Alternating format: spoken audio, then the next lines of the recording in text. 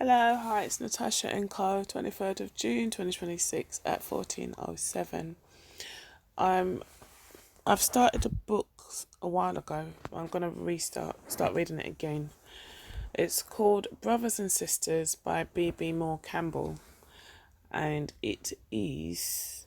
I will put a picture of the front and back. I'll put a picture of the sleeve on Facebook. So the book is copyright 1994. It's the author's, anyway, the acknowledgements says, lots of people helped me. I appreciate my husband Ellis for rooting for me while I was down in the trenches and for helpful criticism. Thanks to my mother, Doris Seymour, for her insightful first read. Thank you, Delia Fance, for all your help. And thank yous to my agent, Lynn Nesbitt, and my editor, Stacey Creamer, for hard work and support. The inscription reads, to the healing of Los Angeles and all of God's wounded children. Brothers and sisters. The flames of April came out of season. There is a time for burning in Los Angeles, months when devastation is expected and planned for, and blazes attack with the power and cruelty of old enemies. August, September. These are the city's appointed months of conflagration. Conflagration.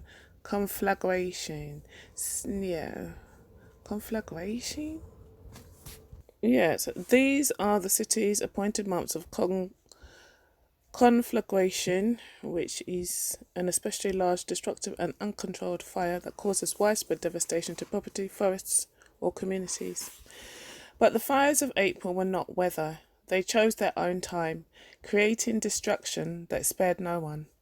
Long after the flames were quelled, the city was still smouldering, and even those whose lives were cooled by ocean breezes felt the heat.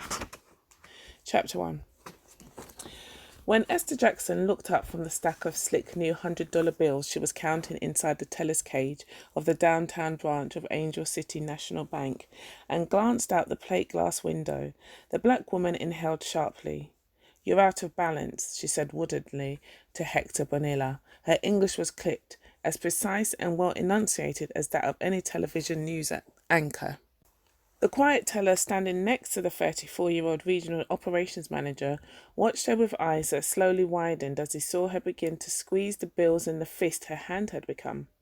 Esther was looking beyond the short brown man across the downtown street. 3 of the Los Angeles Police Department's finest, all white, stood in front of 2 black boys who were sitting on the sidewalk. Esther felt a quickening in her chest as she watched the scene. Better not touch them, the words roared through her body. The diction in her head was as slurred and textured as the South Side Chicago neighborhood she'd grown up in. Hector saw her lips become a thin, dangerous line. Cops just stopped them for nothing, she fumed. But of course there was a reason. The usual reason. Better not touch them. She wanted to shout the words across the street, even though the youths in question looked like gangbangers. She could see their baggy pants and earrings, their hardened faces and snarls. But so what? If they were white and dressed like that, the cops wouldn't have bothered them. They have a right to look angry, the way the police hassle them every damn minute, she thought.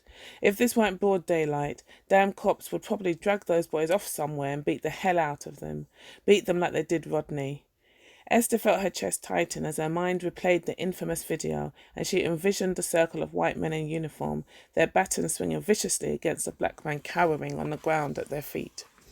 She let the money fall on the counter as her hands began to shake above the pile of bills.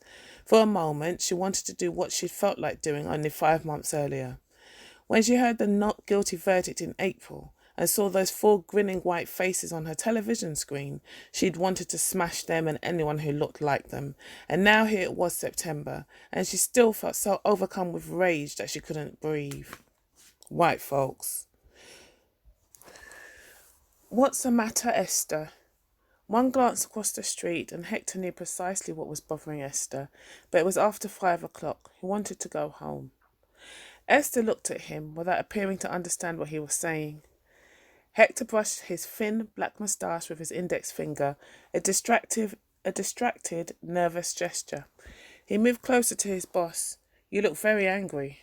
His Salvadoran accent made his words soft and musical. Esther closed her eyes, trying to calm herself by forcing the air in and out of her lungs. When she looked through the window again, the policemen were gone and the black boys were swaggering down the street, their hard, lopsided gait made up of equal parts youthful bravado and simmering rage. The setting sun's rays glinting off the large picture windows of the neighbouring skyscrapers flashed and flickered like the conflagration that had raged in parts of the city 5 months earlier. But this time the flames were inside Esther's head, and the truth was she didn't know how to extinguish them. "I'm okay," she said. She shook her head quickly, as if the anger she felt was just so much soot caught up in her hair. Then she smiled quickly at Hector. "Let's tally this again and see if we can get you in balance." Work always soothed Esther. Her efficient fingers flipped through the bills. As she counted rapidly and accurately, she felt herself calming down. "We'll find it," she said. Her head bent over the money as Hector hovered above her. Tellers were always out of balance. There was often missing money to be accounted for. For Esther, discovering the error was as exhilarating as working a challenging crossword puzzle. The reward was in the completion. But determined as she was to focus only on the money, her anger seemed to seep inside her fingers, knotting them like ropes. In frustration, she yanked each bill from the pile and slammed it down on the counter.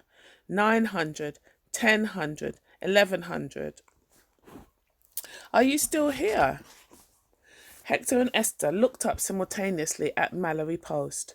She smiled at them both, but the longer she looked at Esther, the fainter her smile became, until at last it disappeared. Esther's frown was like a flashing yellow light. Seeing the anger in Esther's eyes, the 36-year-old white woman hesitated, then almost involuntarily took 2 steps backward. "But I haven't done anything," she thought. Esther could see the warmth in Mallory's eyes, could feel the sticky Valley Girl sweetness radiating from her. She looked in her face and saw an easy childhood, all smiles and lemonade and green lights. Her mind drifted. She thought of her own Chicago youth and the daily drive to the very white North Side, to a place where ivy clung to bricks and old traditions died hard deaths. "You children are going to have opportunities your father and I never had," her mother had promised her and her brother.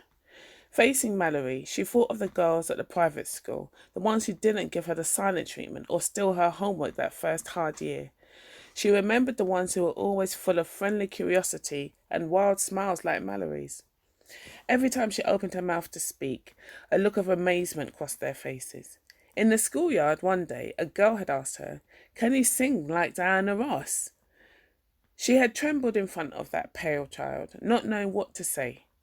Only when Esther saw her walk away did the venomous retorts begin to gather in her mind.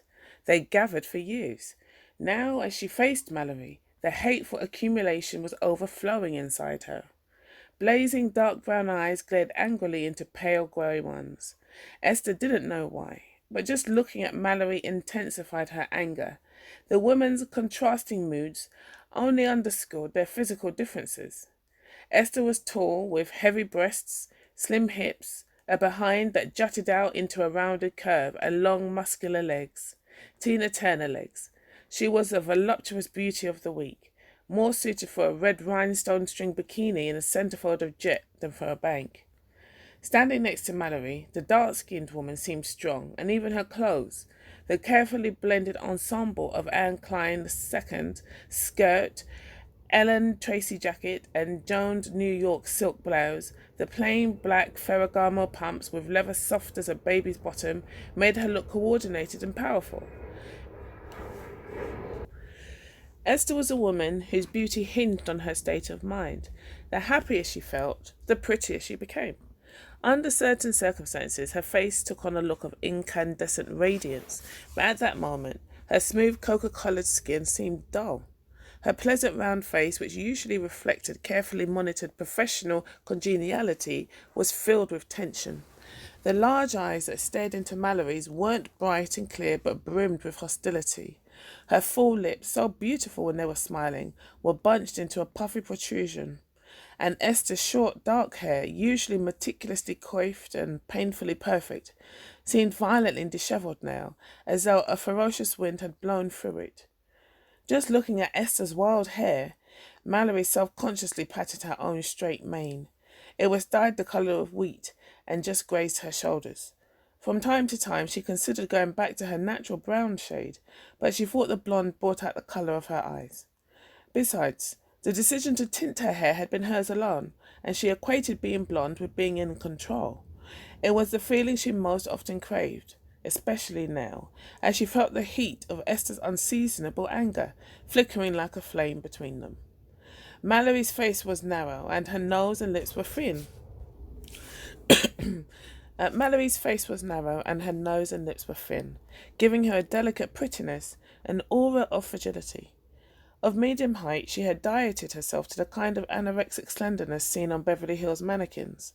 Except for the Clinique blush she wore, Mallory's skin was the palest of ivory, the result of both her self-imposed exile from the sun and the temporary trepidation she felt looking into her co-worker's bitter eyes.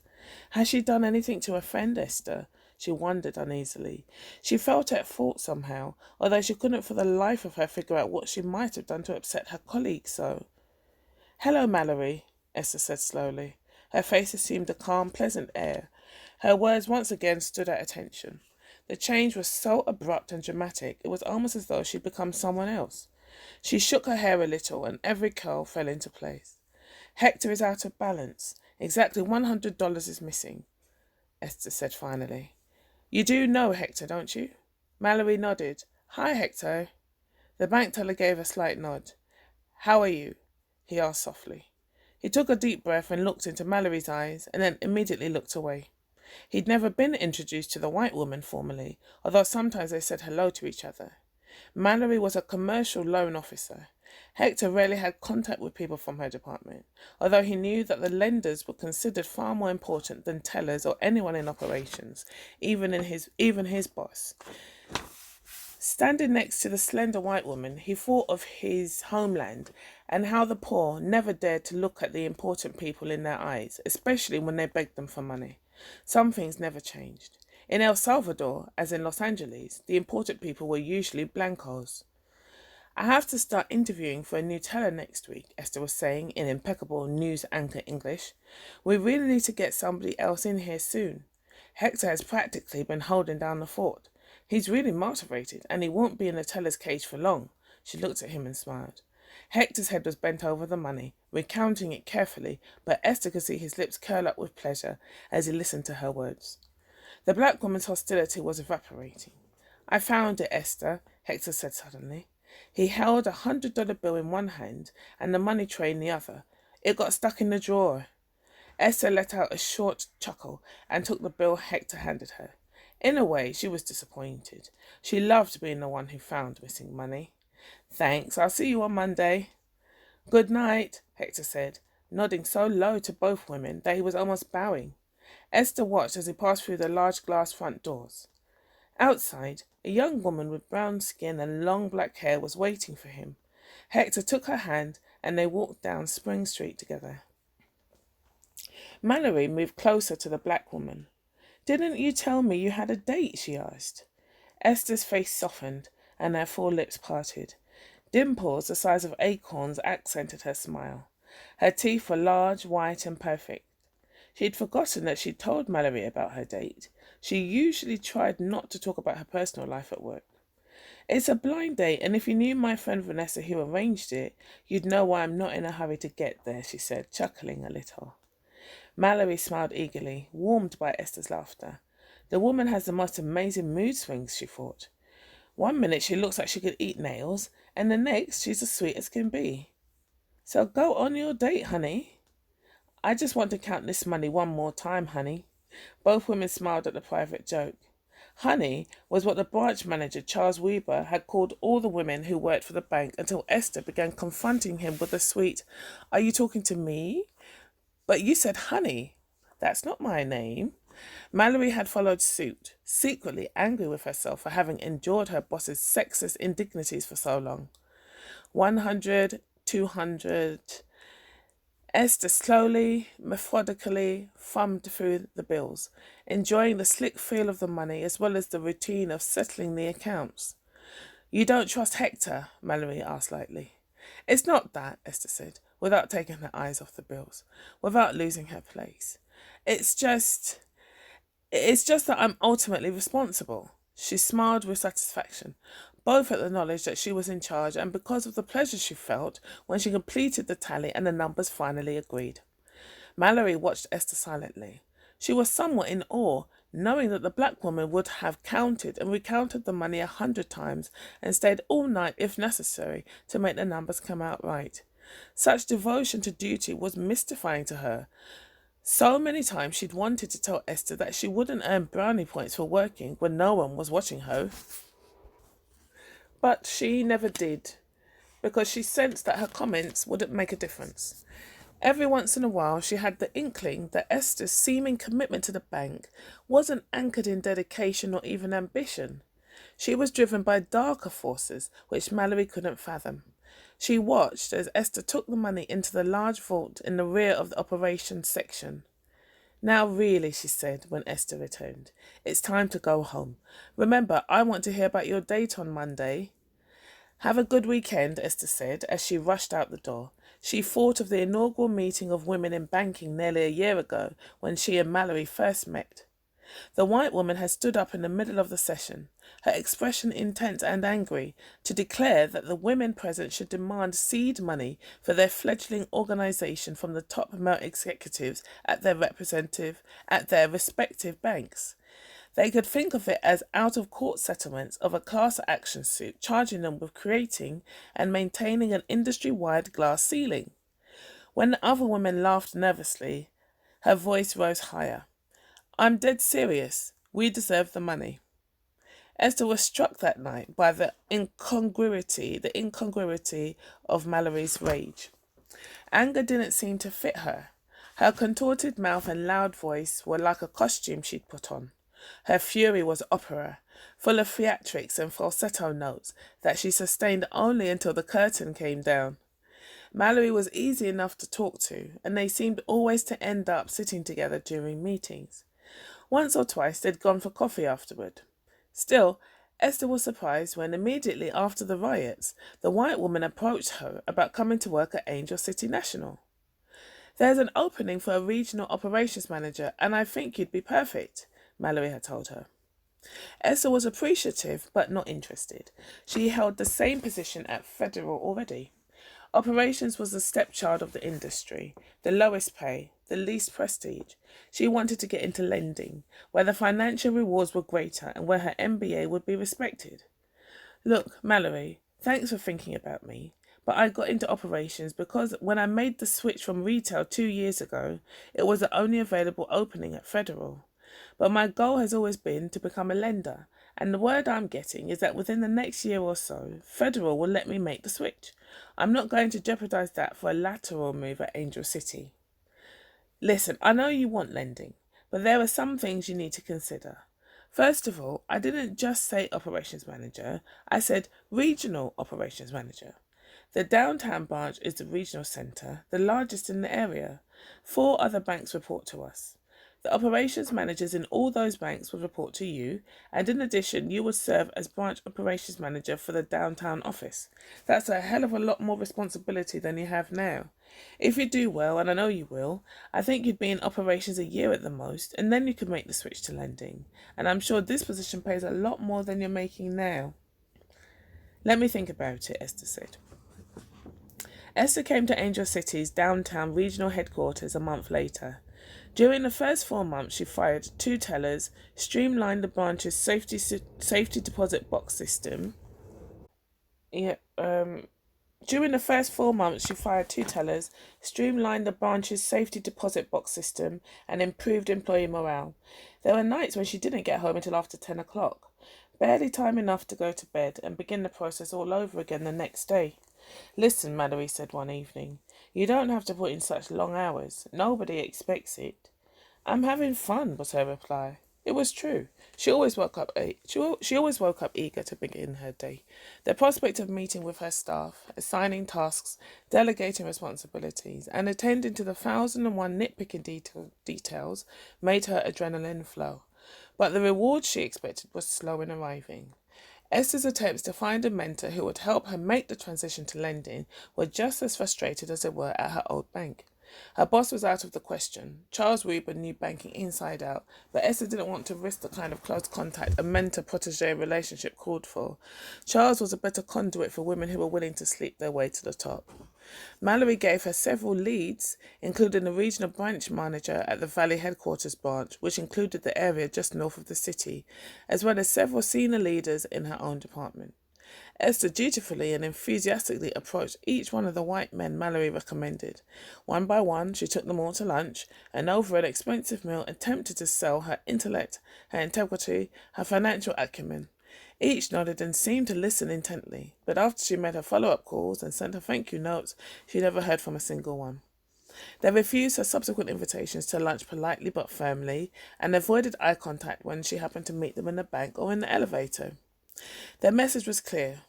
If Esther had a future in lending, they didn't see it, and they weren't going to help her claim it. Vagina envy, Mallory snapped, when Esther reported on her progress, or rather its lack. They're such sexist pigs. These men are so goddamn intimidated by women. God, it's just amazing. Mallory's face turned a deep shade of pink, and she flailed her hands in exasperation. That's why women need to own our own banks and businesses. The old boy network is still in control. Esther nodded as Mallory's flimsy operatic anger puffed out her cheeks and hardened her eyes. Yes, the old boys are sexist pigs, she agreed. But did this little valley girl really think sexism was her only problem? What do you expect, her brother Stanley, a lawyer in an all-black firm in San Diego, said when she called for his advice. Do you expect white people to help black folks get more power? Shit, they don't want you there in the first place. I hope you know that. Well, it's like we always told you. You have to work twice as hard as white folks to get half as far. Her mother said when her parents called from Chicago.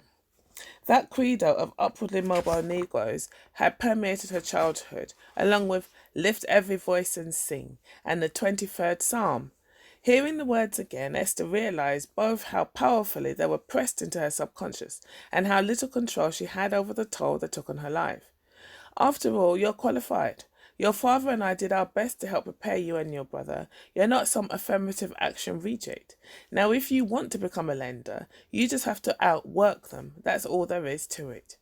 Listening to her mother, Esther recalled the ball of fire she'd always been.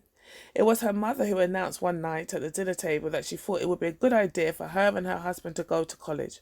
Your daddy just doesn't realize what he's capable of, her mother used to whisper to her. She got the applications from Chicago State, filled them out, and despite his protests, dragged her husband along, until one day, to his great surprise, he began getting better grades than his wife. He eventually went to law school and passed the Illinois bar, the first time he took the test. For 8 years, her mother and her father had worked full-time jobs and attended classes at night. Esther smiled to herself. Her mother thought hard work was the answer to most of life's dilemmas. Listen, her mother continued, switching to her chirpy voice. Have you started redecorating your house yet? I've clipped some pictures from House Beautiful that I want you to think about for your living room. Okay, Mom. And sweetheart, have you met any nice professional men? Hush, said her father on the extension phone. Who are you telling to hush? Her mother snapped back good-naturedly. Esther, you need to get out. Join some co-ed organizations. Join the church. Go where the men are. You finished? Her father muttered. A lawyer and a brass-tacks pragmatist who believed that for every problem there was a peremptory, P-E-R-E-M-P-T-O-R-Y, peremptory solution. You finished? Her father muttered, a lawyer and a brass-tacks pragmatist who believed that for every problem there was a peremptory solution that could be outlined in definable steps. Peremptory is expecting to be obeyed immediately and without question, explanation, or delay, like a command or a tone of manner or a manner of being.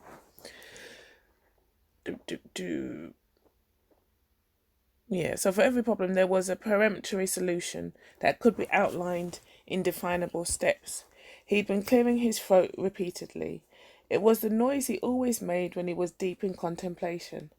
Esther could see him stroking his tiny pointed goatee. The image made her smile. Didn't you say your human resources person was a black woman? It's her job to match people with jobs. Give her a call. She may be able to suggest something. Esther had followed her father's advice, and now, as she rushed into Patty's, a small popular restaurant near the city's music centre, she peered around the dim room, searching for Michelle Coleman. She saw her sitting in the front near the bar. "Sorry I'm late," she said as she sat down. "One of the tellers was out of balance." "No problem," Michelle said. She was a good-looking woman in her late 40s, slightly overweight but still very attractive. "I'm hearing good things about you. You've really turned that department around. You know that. People are talking." Esther smiled. "Thank you. I'm enjoying the job a lot. A lot for... but the older woman said, "But I want to go into lending." Esther blurted out the words, then described her frustration in seeking a mentor, while Michelle nodded sympathetically and sipped her bourbon. "So I seem to be drawing a blank, and I thought you might be able to point me in the right direction, or at least tell me where I'm going wrong." "Listen," Michelle said, setting her empty glass on the table. "I have no wisdom to give you, Esther. You and I are the highest ranking black people at this branch, and before you came, I was in the trenches alone. Some of the old guard just aren't thrilled about either one of us being here." She laughed softly. "See, when white folks reach what they consider to be their mountaintop, they don't want to look over and see us. How can they have achieved as much as they think they have if they look up and see some black folks there doing the same thing? The neighbourhood can't be that good if we're there. The neighbourhood can't be that good if we're there. The country club can't be that exclusive. And my God, if one of us has the same job, well, they must not be as smart as they think they are. They're becoming schizophrenic because the Japanese outperform them. They're becoming schizophrenic because the Japanese outperform them. They will lose it completely if they have to believe that you or I can do the same things they can." Her eyes darted around the room, and then she leaned in so close that Esther could see where her grey roots needed a touch-up. "You did not hear this from me," Michelle said, her eyes glazing over a little bit. She whispered softly, "The scuttlebutt is that there are going to be some changes pretty soon. The Community Reinvestment Act folks have been breathing down Angel City's neck since the riots. The regulators are saying that the bank isn't investing enough in South Central and the East Side, which we know is true. Any black person or Latino who asks for a loan just gets his feelings hurt. Kirk and Mallory and the rest of the white lenders always find a reason to turn them down. Always." "Mallory? Yes, Mallory. There isn't one person of colour in her entire loan portfolio. Maybe some Asians, but you know they consider them Maybe some Asians, but you know they consider them honorary white folks. Anyway, Preston Sinclair is feeling the heat. He's going to have to do something to get the regulators off his back. The man does not like bad press. He plans to make Angel City look more like America, if you get my drift, which may be beneficial to you. In the next 6 months or so, somebody may come on board who is willing to bring you along. Just wait it out. That's my advice." Esther nodded silently, not commenting on Michelle's analysis of the loan department's casual racism. She didn't want to admit to herself that she felt hurt that the black woman thought of Mallory as one of the main perpetrators. Michelle's words hadn't cheered her, but as she walked from the restaurant to the parking lot, Esther still had hope. Only now she pinned it on the corporate largesse emanating from the 34th floor. If Preston Sinclair was going to institute change, she just prayed that he would do it soon. Regardless, she was going to find a financial chieftain who would not care that she was black or a woman, who would be her mentor, take her under his wing, and guide her right into lending. One day she would put together the deals and approve black folks' loans so that they could own a piece of LA. If she had to work harder, well, she'd been doing that all her life. Crossing Spring Street, Esther felt a full blast of dry September heat. The air smelled hot and musty, like a stale casserole reheated again and again. In the distance, a brown ring of smog has settled over the city, stuck halfway between the San Gabriel Mountains to the north and the sky hovering like a grimy halo. The temperature had been in the upper 90s and low hundreds for the last 3 weeks. The night before, on Channel 7's 11 o'clock news, the preternaturally tanned weatherman had predicted another blistering weekend and advised children, old people, and those with respiratory problems, was there anybody who didn't fill one of those categories, to stay indoors. The city looked as parched and dust bowl dry as the Midwestern farm towns, so many of the older white transplants had fled during the Depression. The grass on vacant plots was like straw, and in the hills north of the city, fires had been raging on and off for days. Esther sighed as she reached the edge of the parking lot. She could feel a trickle of sweat rolling down her back. There had been no rain since April, and sometimes the heat and drought felt as deliberate as a punishment, as if the sky above the city were purposely withholding the water that would wash away what was floating in the foul air. Nervous residents were mindful that the recent big earthquakes had occurred during dry, hot weather. The shake and bake, people called it. She was from the south side of Chicago, born and bred in a place where all hell could and did break loose, but the ground at least stayed put. In Los Angeles, she had learned that she couldn't even trust the earth beneath her feet. All she could do was memorize the emergency measures, stay calm, check for injuries, clean up dangerous spills. It was good advice for all disasters. The strain of standing in the heat for even a short while showed on the faces of the people waiting for their cars in the parking lot. There was a uniform look of irritation and exhaustion in the eyes of the men and women assembled around the attendant's booth, as if the drought, the Santa Ana, and the fires had taken up residence in their minds. Esther got in line behind a short Asian woman and two white men who were waiting at the small red booth in the centre of the lot for Lewis, a thin, neat man in a blue uniform, to give them their car keys. One of the men waved at her, and Esther smiled back, recognising him as someone who worked in her building. She'd shared a table with him once at lunch when Patty's had been crowded. She thought his name was Dan. Standing there, nodding toward Dan, she mentally immersed herself in the cool water of her swimming pool. The pool was what she liked best about the house she'd recently purchased. For the last few weeks, she'd had a dip almost every day after work. Looking at her watch, Esther realised that she wouldn't have time to swim and then do her hair. Once her hair got wet, she'd have to wash, blow dry and curl it in order for her to look presentable. She'd soak in a cool bath instead, she decided. That would feel good. She'd sip fresh lemonade, there was a lemon tree in her backyard, while she sat in the tub. Esther tried to think of the cool drink and relaxing bath, and not of the evening that lay ahead. She was going to waste her emotions on a man she hadn't met, and as she stood in line, she assiduously repressed the forbidden thoughts of happily ever after. "Can you believe this weather?" Dan said, stepping out of line to talk with her. He had a booming, jovial voice and sounded like Willard, the weatherman. The Asian woman smiled and moved to the right so that Dan had an unobstructed view of Esther. "And the air conditioner in my car is on the blink." "Oh no," Esther said sympathetically. "I've got to drive all the way to Moreno Valley in this heat. That's at least an hour's..." Esther didn't know whether it was the unmistakable apprehension that suddenly filled the man's eyes as he looked beyond her, his pronounced intake of breath, or the awful engulfing odour that made her spin around. "You looking good, sister." The voice was as loud and insistent as a boombox, with the volume turned all the way up. Months-old funk and stale urine clung to the hot, dry air between her and the black man who stood grinning at her. "You looking good, sister." The voice was as loud and insistent as a boombox with the volume turned all the way up. Months-old funk and stale urine clung to the hot, dry air between her and the black man who stood grinning at her a few feet away from the parking attendant's cubicle. She could hear the shuffle of feet as the rest of the people in line moved away from the two of them. Without looking up, Esther knew that the distance that abruptly loomed between her and the other commuters was something to be measured, not in inches, but in fear. The man's hand was stretched out. She could see the dirt caked underneath his curved fingernails, the filth embedded in the lines of his palms. She looked at his face, beneath the grime. He was a nice-looking man. He resembled her Uncle Donald, her father's brother. They had the same hopeful smiles. "Could you spare me?" Esther looked around and saw that her former lunch partner was staring at the two of them. although when she glanced in his direction, he looked away. Shame slammed into her belly like a punch.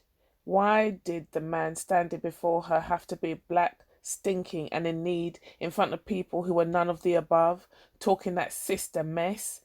Esther glared at the homeless man, wanting him to disappear. Then she looked at Dan, who had stepped out of line and was steadily backing up as close to the parking attendant's booth as he possibly could. As he moved away, he pulled his hands through his thinning hair in a compulsive and repetitive gesture that made him look helpless and frantic. Like a brush fire picking up momentum, Esther's anger spun away from the derelict and burned toward the white man, whose eyes were wide and filled with fear. She had a sudden urge to slap Dan's face. Did he really think the filthy, pitiful creature standing in front of them intended to do him harm? Jesus Christ! She felt drained and tired. The air was unbearable. Sister! Here, she said, handing the man $1. She glared at the people around her and then almost defiantly gave him another. God bless you, sister, the man said. For the first time, Esther noticed that below his left eye was a mark shaped like a cauliflower. He turned away before she could tell whether it was a scar or a birthmark. Esther watched the back of his tattered coat drag the ground as he disappeared down Spring Street. Poor guy, Dan said to her, moving back in line after the vagrant had left. He shook his head and affected a sympathetic expression. Poor guy. His voice was weak, sounding like every parody of a white man that Richard Pryor or Eddie Murphy had ever done. A thin, nerdy voice full of high SAT scores and devoid of soul. Without warning, the heat rose inside Esther again. Dan's face suddenly seemed a pale, featureless mask. What the hell do you know about it, she thought. Take your scared white ass back to Moreno Valley. The leather seats of Esther's silver BMW were burning up. She could feel the heat coming through her skirt, scorching her thighs, and as she headed onto the harbour freeway, going south, the initial hot blast from the air conditioner only made her sweat more. Still, she could feel herself loosening up, molting the skin of her north side corporate persona, slipping into the comfort of her south side soul. The voice of Luther Vandross blared out from KLJH. Blared out from KJLH. Esther sang along, not caring that the 110's lanes were clogged with cars. She inched along for a mile or two, unable to pick up enough speed to make the air conditioner spew out anything other than more heat. The news came on after Luther finished. Meanwhile, campaigning in Indiana, Democratic presidential nominee Bill Clinton promises to make health reform his #1 priority. The reporter's intonation gave way to the candidate's southern twang, capsulized in a southern bite. What America needs. She switched her dial to V103 and tried to let the droning beat of the rappers make her forget that she was hot and stuck in traffic. But after she heard the word hoe for the third time and bitch for the second, she turned the music off. Esther maneuvered her way into the far right lane and turned onto the Santa Monica freeway, heading west. The traffic was lighter, and she managed to pick up speed. The air conditioner finally kicked in. After a few miles, she got off at the Cranston Boulevard exit. The broad avenue that ran between two black middle-class bedroom communities was still scarred from the violence of April 29. It was a wide rough around the edges street, nowhere near as tony as even the mid-city part of Wilshire Boulevard, let alone the Beverly Hills stretch, but it had a proud, self-sufficient air. The neighbourhood had been all white up until the late 50s, when upwardly mobile Negroes broke through the borders of South Central and Watts and began moving into the area en masse. Cranston needed a good sweeping in some places, in others it was spotless. The shops along the route were mostly mum-and-pop businesses, along with fast food restaurants and some chain stores. There were 1 or 2 car dealerships and several unoccupied buildings that used to house similar businesses before the economic slump shut them down. As Esther drove along the boulevard, she tried not to look at the holes of burned-out stores or the raised earth where the buildings had finally been torn down.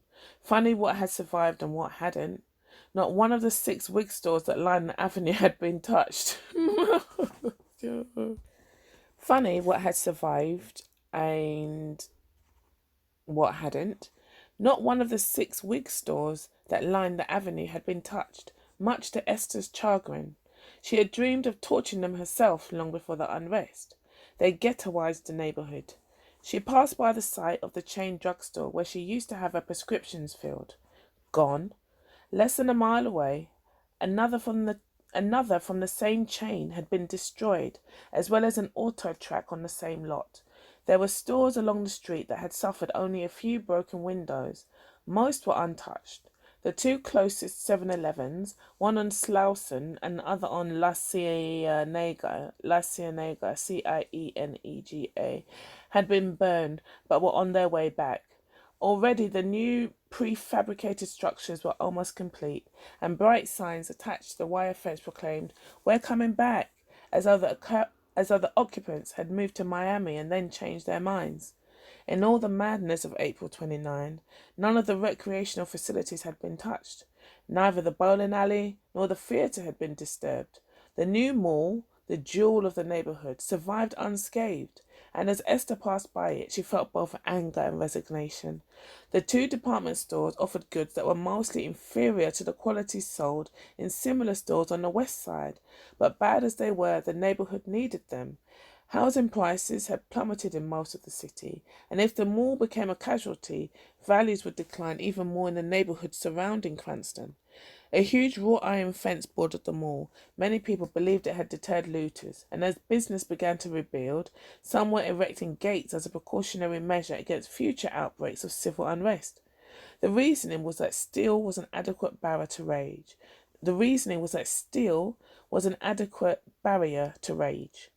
Rage was what had greeted Esther that day in late April when she returned home from work. As she turned off the freeway, a bottle grazed her front tire. She looked up, and a crowd was gathering along the sidewalk. The space around them seemed to vibrate in wavy lines, like the air surrounding a mirage. But the people were real. Their screams of anger, their cries of fear were real. And so were the fires that consumed building after building. Even after she got home and shut all her doors and drew the curtains, she could still smell the smoke. The sirens screamed all through the night. Now, as Esther waited at the red light, the air around Cranston was calm. 2 blocks before her turn, she pulled into a strip mall. The entire parking lot was enveloped in the sweet, doughy scent of freshly baked goods that came from Diamond Donuts. Esther parked right in front of the small shop. Inside the crowded store, 3 old black men were sitting at a table in the corner. Every time Esther came into the store, they were huddled there, sipping coffee and conversing in loud, animated voices.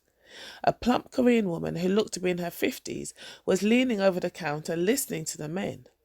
On the wall behind her was a panoply of 8x10 glossies, the same collection of stars and wannabes that adorned the walls of half the cleaners, donut shops and barber shops in the city.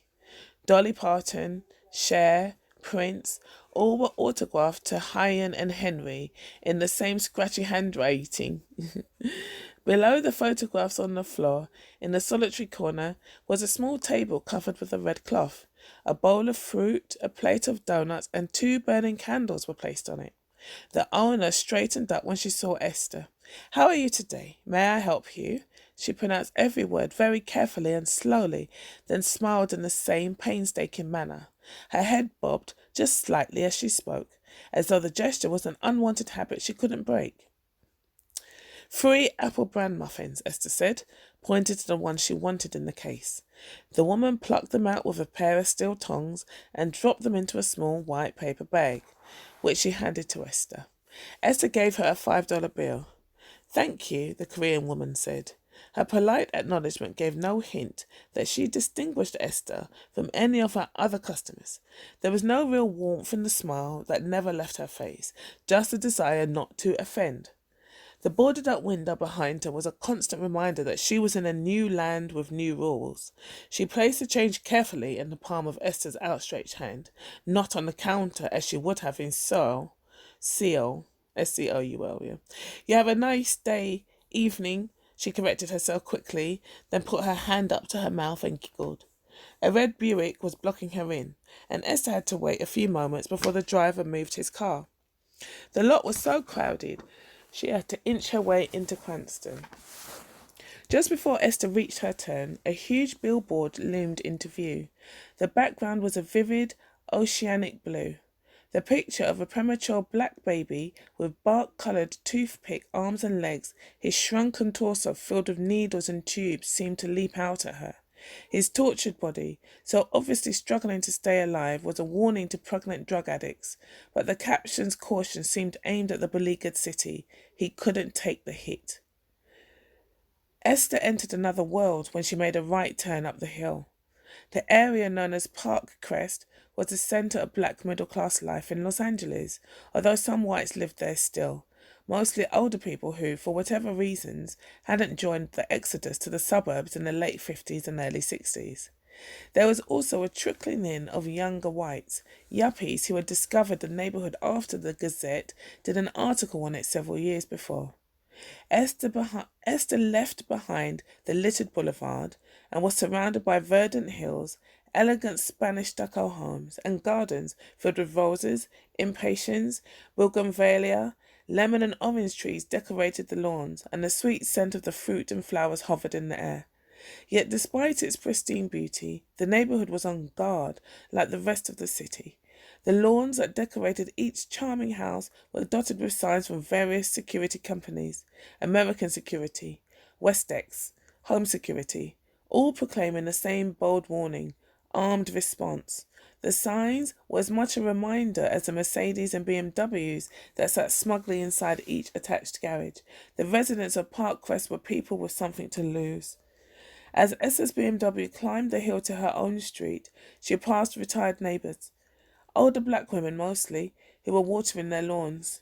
The kids from the end of the block were storming the wide street in a bicycle squadron. She began to feel cooler, lighter. She had looked at houses in other areas, but the sellers all seemed to want more money for far less house. She had gone to an open house for a place on the west side that wasn't bad, but she hadn't seen any black people on the block. The residents weren't rednecks, but middle-class, fairly liberal whites who might even have welcomed her. But when she tried to visualize herself having a barbecue and inviting the neighbours, she wondered how comfortable she would feel. She wanted to live in a place where she could be her South Side self. Esther pressed the genie button. The garage door opened, and she drove in. By the time the door came down, she was already in her kitchen. Standing there, she was filled with exhilaration. Her own home. She could hear the washing machine and dryer going.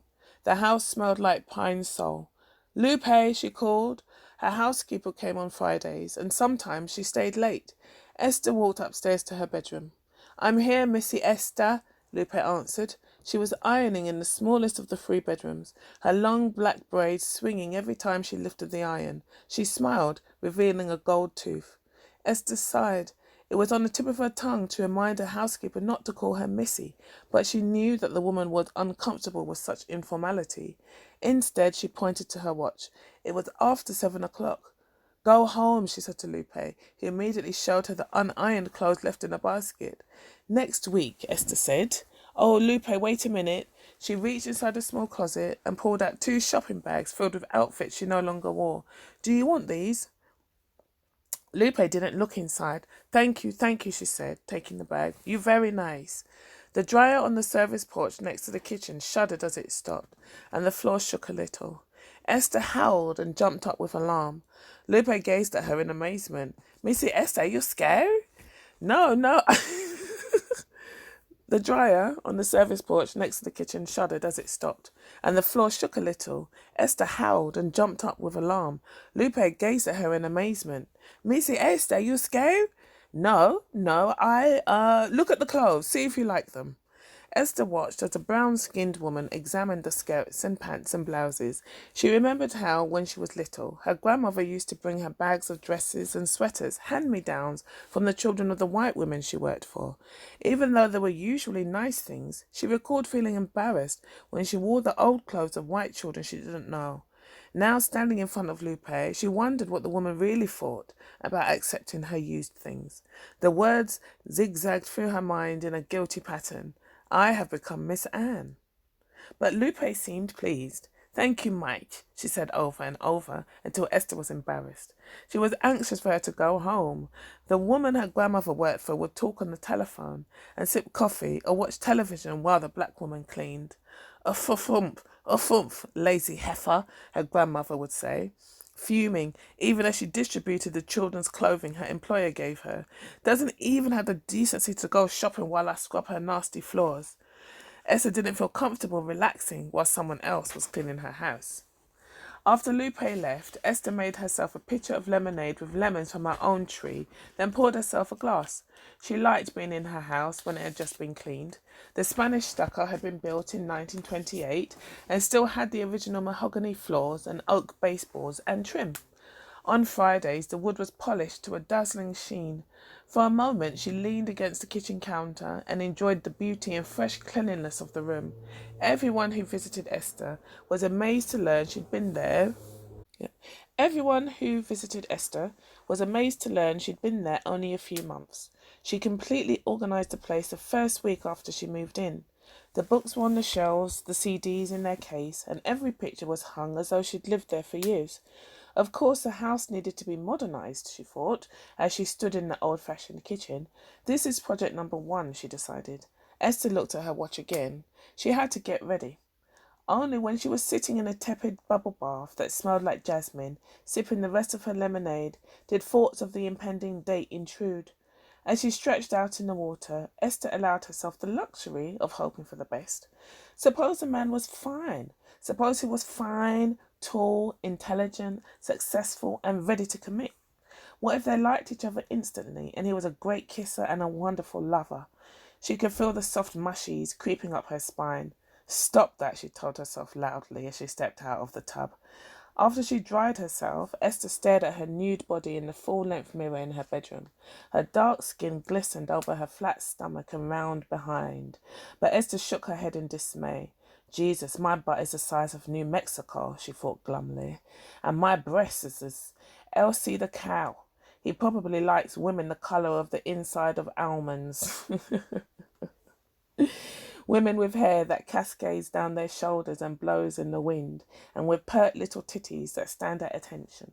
Why in the world has she let Vanessa arrange this fiasco? The thought, familiar and painful, filled her mind like a migraine she'd been expecting. He won't like me. I'll stop there. That is the end of chapter 1. And that just reminds me, I remember now what happens next. I'll come back and read chapter 2 shortly. Thanks for listening.